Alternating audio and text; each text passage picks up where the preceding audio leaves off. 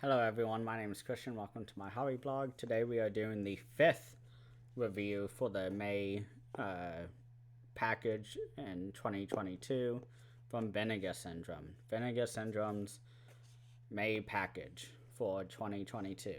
This is one that actually isn't a part of the package. It is the VSU package or VSU series. It's the third movie of the series. The first one was, of course, Beastmaster, which is one of my favorite movies, along with Six String Samurai, which is another favorite of mine. And this one is a movie directed by Richard Franklin and written by Tom Holland. I was trying to remember the names, and I'm happy I did. This is the duo that brought us Psycho 2, which is actually a movie I haven't seen. I have heard the sequels are as good as the original one, at least the second and third one. I've heard the fourth one's pretty okay, but this duo, right after making Psycho 2, were hired on to Universal Studios and made this film from 1984, Cloak and Dagger. This movie was pretty amazing throughout. It is a very classic Hitchcock type of film where our main character, who is played by Henry Thomas, who is fresh off the big success that was E.T. by Steven Spielberg. Everyone knows E.T. It's fine. And this movie is about him being a big video game player, major, nerd, really encapsulated the 1980s youth. And he finds in a Cloak and Dagger video game cassette a microchip that, if you play the game a certain way, unlocks a screen that lets you see kind of the plans of the FBI. And this is the MacGuffin. So this is a very typical story element in every single Hitchcock film. There's always the MacGuffin, which, if you don't know what that is, it's the central plot item that the entire story revolves around. So in Hitchcock films, such as there's a really great one that I can't remember the name of, but one of the MacGuffins is a bomb that we, the audience, know where the bomb is located, but none of the other characters do. And it's on a timer, and we're watching it slowly tick down while our characters just have no idea that there's a bomb in the room. And we get a very typical scene of a character losing their life in front of our main character, Henry Thomas. And this is every single Hitchcock film, really. At least the ones that I have seen. And I want to say the 39 Steps is definitely one of them. I'm trying to think. Marnie, I believe there's a whole element of someone dying and her having to grab the item and run away with it. I saw The Saboteur recently by Hitchcock, which is one that I actually kind of enjoyed. But that one is all about a guy, being defective to the USSR, something like that, and he's given an item that he has to hold on to. And so we get the same sort of element in this movie of a character dying in front of our main character and handing off the MacGuffin and saying, "Go, run." And so Henry Thomas takes the video game cassette and leaves, plays the video game, discovers the FBI plans and little animations, and the story begins. We don't know what's going on, really. He has a neighbor friend who is 8 years old, and she is quite helpful to him in terms of believing him, because mom is no longer in the picture. She died a couple years before the movie, and the dad is working his ass off at the airport. And so Henry Thomas, his character named Davy, he makes up an imaginary friend who is like this machismo, manly army guy named Jack Flash or Jack Flack. And he's kind of the father figure for uh, Henry Thomas's character because his father just isn't around all that much. And so he uses this Jack Flash or Jack Flack character as a way to bounce ideas off of, to learn how to continue on his quest, to really, I guess, find out the secrets about what this video cassette does. And we get some, my favorite type of 80s, I guess, not fan service, but nostalgia is the behind the scenes. Nobody puts any attention to the nostalgia at all. We have a couple board games in the background. One of them is Dungeons and Dragons, which I guess the Satanic Panic hadn't happened yet, but we have that. We have the character talking about Star Wars, I believe, and there's a couple nods to 80s pop culture throughout this film, and it was not distracting at all. This is just a really great movie. I especially loved the script for this. Everything is set up, everything is paid off, and we have a really great kind of emotional storyline that is the through line for the entire film, which is the relationship between Henry Thomas's character and his father, who I actually watched the making of documentary on this release because I was just curious. I felt like I kind of understood a lot of it, especially the Alfred Hitchcock nods and homages. But one thing that the writer Tom Holland mentions is that when they were preparing for Psycho 2, he and Richard Franklin sat down and watched every Hitchcock film ever that had ever come out, even the near impossible ones to find. And they watched all of them so they could really nail down Hitchcock's style of screenwriting. And so after finishing Psycho 2 and it being a huge success, he wanted to make a movie that was basically a Hitchcock film.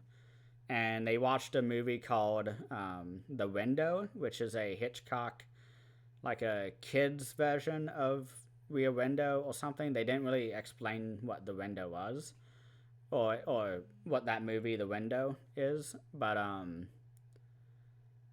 it was really interesting to hear that they put in so much effort and research into who Hitchcock was as a director and as a writer, because this movie is very Hitchcockian. And I think my favorite part of Hitchcock movies that even transcends kind of the horrible person that he was is definitely his script and his style. I really love how everything is set up.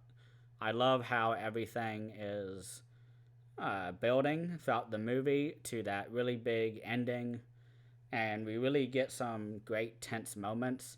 We have our main kid, who's like 11 in the movie, kill someone on screen, and there's a really great emotional moment with that because the writer talks about how he felt like he could not do that, and he was able to kind of circumvent his hesitation on that by having our main character lament to our imaginary character that, you know, you made me do this, you made me kill this guy, and he loses all belief in the imaginary friend. And the imaginary friend was shot up by the guy who Henry Thomas shoots, and the imaginary friend bleeds out to death right there. And we have a really great moment towards the end where you think that Jack Flack is coming out from an explosion because it's the same exact look, same dress, everything. And it's actually the father who comes out. And there's a really great moment after that, really great line where he says, "Oh, I don't need him," talking about the imaginary friend.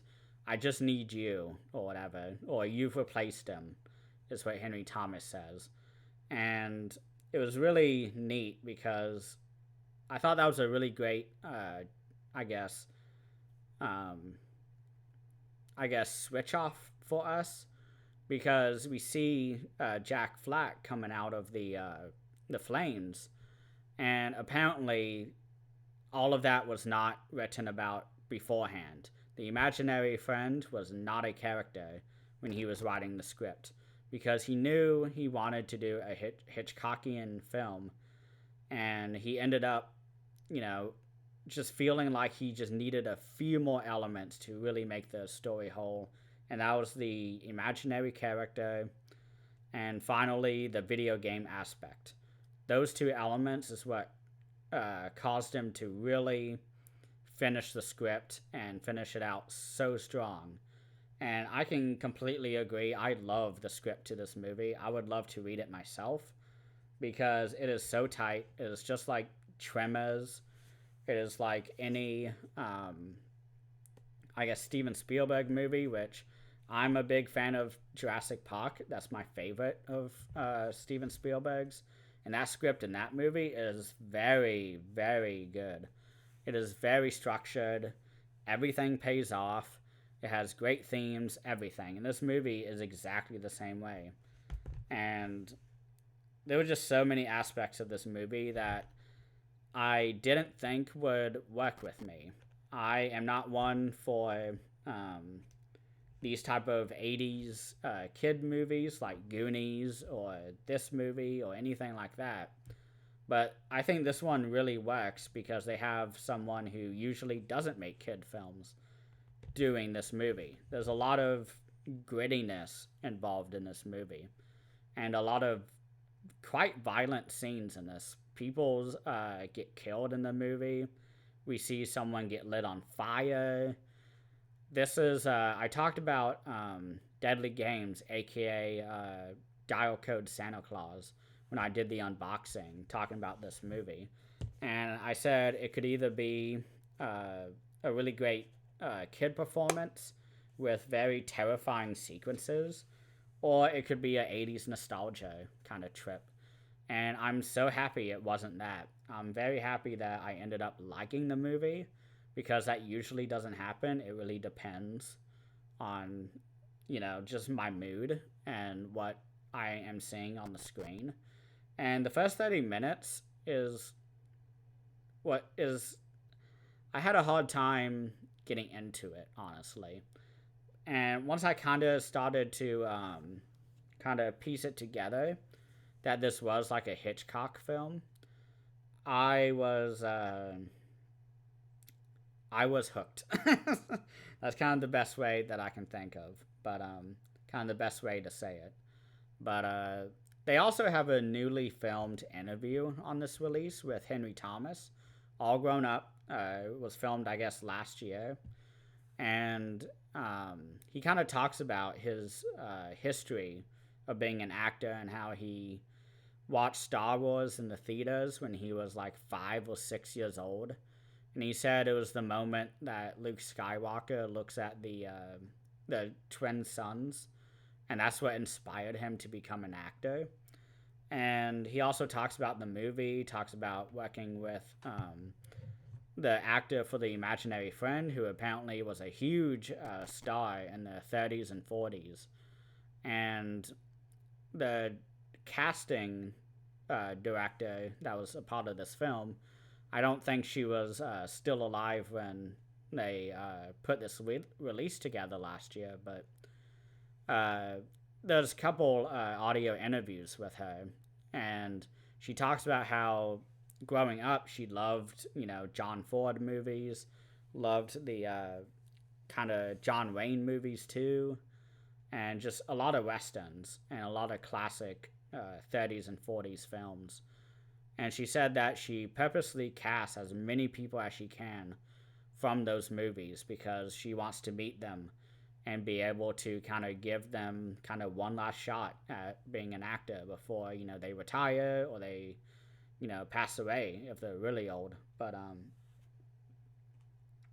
this movie was wonderful. I don't really have much else to say. I really enjoyed this one. Would I have bought this without the subscription? I mean, this doesn't come with it, so I bought it. Do I regret the purchase? Not really. I'm very happy with this. I will watch it again later. I haven't read the essays that are a part of this release actually yet. Usually I do, but I think the documentary just gave me so much info that I was satisfied. I mean, you need to watch the behind the scenes documentary that they just created for this release because you learn everything you need to know about cause and effect, I guess, of the writer Tom Holland being recruited on for Psycho 2, a job that he calls one that nobody ever wanted to be a part of, and kind of seeing how that affected his career and affected kind of how he approached writing this movie, Cloak and Dagger. This movie just feels like one of those movies where I feel like I have a much better understanding of how everything is connected to each other in film. Seeing how kind of the 80s transition into using the PG rating and the PG-13 rating. Well, not PG-13, but PG. Because they talk about how this movie was towing the line or riding the line of what was acceptable to show.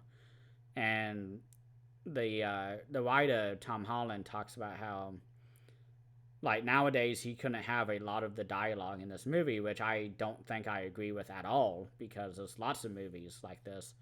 But there's a part where he talks about how he doesn't think that he could have a grown adult threaten a kid and talk about shooting his kneecaps out and shooting him in the head and making him suffer and like all this stuff. And I really, this movie just has all of the elements of a good kids 80s film. Just like The Goonies, you have great antagonists in that movie. You have a really great kind of secret organization in this movie, which is another big major part of the Hitchcock filmography, is the secret society and the conspiracies.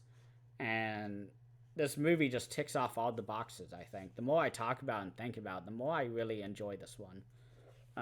So I would definitely buy it if I did not have the subscription or whatever. I definitely don't regret buying this, but I really like the design of the box too. It's very vibrant. It has that comic book pop art kind of style. I love the back too. The plane especially, with the rays or whatever. I guess it goes this way. But yeah, this is a great movie. That's really all I have to say. So thank you all so much for watching, and please don't forget to like and comment on this video, and to subscribe if you haven't already. The more people who are involved in the discussion, the better. Thank you all again for watching, and please have a great rest of the night.